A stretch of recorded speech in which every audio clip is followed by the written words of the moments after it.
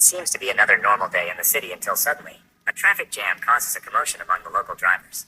A businessman has suddenly stopped his car in the middle of the street because for an unknown reason, he's gone completely blind. A group of people approach him to help and a man volunteers to drive him home. However, as soon as they get there and the businessman gets off, the thief drives away with the car. The businessman is left lost outside, but the thief returns seconds later pretending to be a different person to help him reach his apartment, offering his company for the afternoon. This time it doesn't work. The businessman has learned his lesson and kicks the thief out once he's safe at home.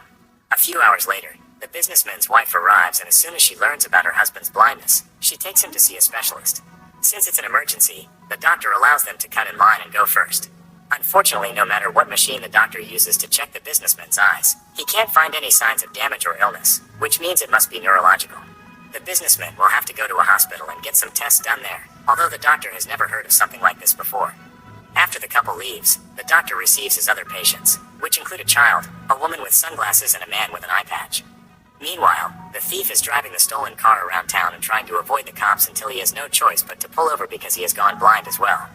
He ends up going to the police for help, and when an officer takes him to his old home, his ex-wife refuses to let him in. Later in the evening, Sunglasses Woman goes to a hotel and after asking the bartender for a drink, she joins her client upstairs. Their meeting goes well, but the afterglow is ruined when she suddenly starts freaking out as her vision goes white too. The doctor goes home to have a lovely dinner with his wife, and all goes well until they wake up the next morning and he also finds himself unable to see. They call the hospital to warn them about a possible infection going around, and they're relieved because the child is there too, unable to see as well.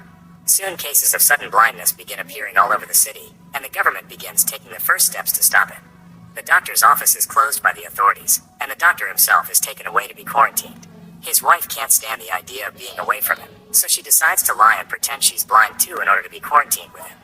The couple is taken to a derelict asylum, which is completely empty and not even other doctors will be staying there with them.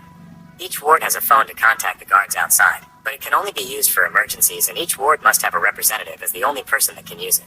Soon, more people start arriving, like the thief, the sunglasses woman, the kid, and the businessman. The doctor and his wife agree to keep her sight a secret, and by pretending she explored and memorized the place when they arrived, the doctor's wife becomes a guide for everyone when they need help with things like going to the bathroom. During their first trip out of the room, the thief walks behind Sunglasses Woman and gets a little too handsy, which makes her respond by kicking him in the leg. Her heel causes a serious wound that the doctor and his wife end up bandaging with a shirt, because there's no first aid kit around. Later, the doctor's wife can't sleep, thinking about a possible infection of the thief's leg and afraid she may wake up blind too. The doctor tries to get frisky with her, but she prefers to take a walk to deal with her worries.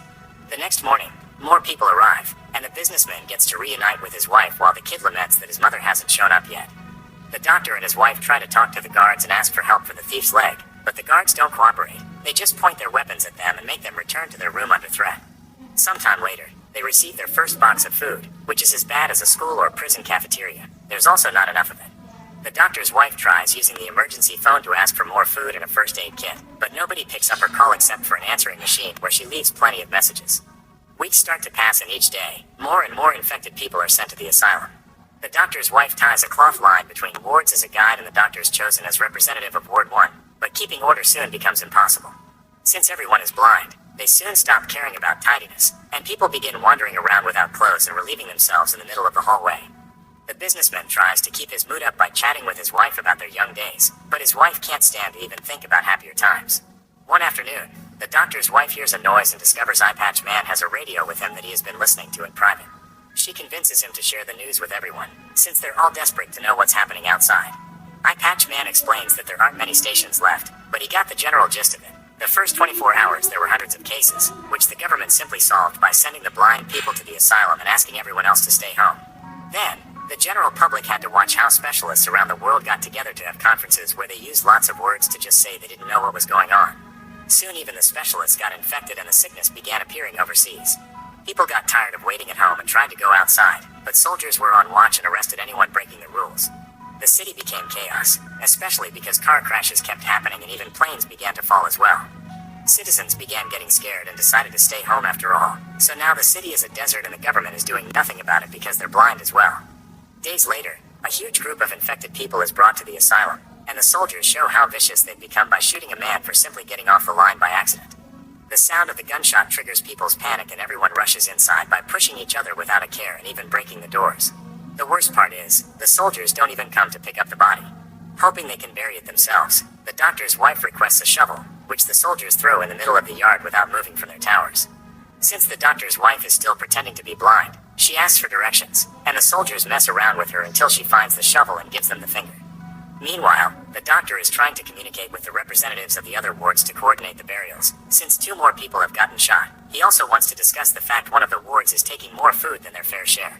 The bartender gets tired of hearing the doctor act as a leader and declares himself king of Ward 3, his first order being that his ward can eat all they want before they even consider helping with the bodies. Later, the doctor's wife goes to check on the thief, who has a fever because his legs got a serious infection. She tries to stay supportive, but the thief suddenly threatens her as he reveals he knows she isn't blind, causing the wife to rush back to her husband and finally have a breakdown.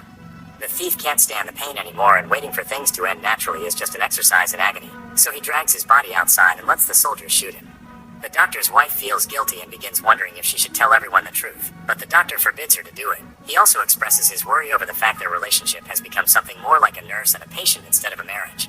Sometime later, the bartender manages to find the asylum's administrative office with the help of the accountant, a fellow Ward 3 member that has been blind since he was born, meaning he has a better grasp of how to live like this. Using the PA system, the bartender announces he'll take control of the whole asylum as its king, and the first new rule is that people will have to pay for their food. This rule isn't well received, and soon there's chaos near the food storage as everyone fights to get access, so the bartender reveals his secret card. He managed to keep a handgun with him when he was brought to the asylum. With a warning shot, he sends everyone back and takes control of the food storage, announcing they'll be guarding it all day long and threatening to shoot anyone that tries to steal. Some people consider not playing along, but it's too dangerous when the enemy has a weapon. The doctor's wife begins collecting everything she can from the people in her ward, from jewelry that includes wedding rings to anything that they can find in their pockets, although she keeps a pair of scissors that she finds in a woman's bag. The kid doesn't have anything to offer, but Sunglasses Woman has become his surrogate mother and promises to pay for him. At the food storage, the accountant is using his experience to identify the quality of the objects they're brought by touching them. No matter how expensive the jewelry is though, the bartender only assigns a couple of boxes per ward and threatens anyone that dares to complain. People find themselves having to share one-person meals, and the doctor keeps to himself, not in the mood to keep his leadership kindness up when he feels like a failure. Sunglasses Woman approaches him to comfort him, reminding him there's nothing he can do against a gun, and the 2 of them end up getting frisky on the floor. The doctor's wife finds them while they're finishing, but instead of making a scene, she tells Sunglasses Woman that she can see, asking her to keep the secret and letting her own guilt do the rest. A week later, once everyone in the asylum has run out of things to pay with, the bartender announces that they'll take service from women in exchange for food. The doctor's wife goes outside to demand to know why new rations haven't arrived, and the soldiers explain they've given them all they have, so rationing is up to them. An argument begins around Ward 1 deciding on how to proceed, and the doctor cuts it short, pointing out it's not up to them to make the women do anything. If anyone wants to volunteer, it's up to them, but there won't be any judging or pressure from anyone else. After lots of thinking, one of the women finally volunteers, inspiring others like the doctor's wife and Sunglasses Women to do the same. Businessman doesn't want his wife to go and tries to forbid it, but the wife reminds him she shouldn't be treated any differently and goes anyway. The accountant comes to pick the women up and takes them to the food storage room, where they have the worst night of their lives. The guys are vicious and violent, and one of them goes so far with the manhandling that he kills one of the women. In the morning, the doctor's wife asks for someone else to go and pick up the food because the women have come back with the body in their hands, ready to clean her up and give her the goodbye she deserves. Later that day, the accountant checks a different ward for more volunteers, and he even has the nerve to come to Ward 1 to congratulate them on a job well done, even if one of them didn't move much. It seems they don't know one of the women had been dead and they used her anyway, so the doctor's wife informs him of this, leaving him speechless. All this taunting finally makes the doctor's wife snap and takes the scissors with her to the storage room, where everyone is distracted by the women from Ward 2. Without hesitation, she kills the bartender with the scissors before dragging the girls with her while the accountant realizes what has happened and retrieves the gun, but none of his shots land. On her way out, the doctor's wife makes an announcement of her own.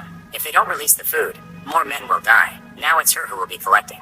The doctor worries this will start a war, and he's right. Ward 3 barricades the area and still doesn't release the food. Ward 1 gets ready to fight and recover what is theirs, but before they can do anything, one of the women decides to take revenge. It turns out she's kept the lighter hidden in her pocket all this time, and she uses it to sneak into Ward 3 and start a fire.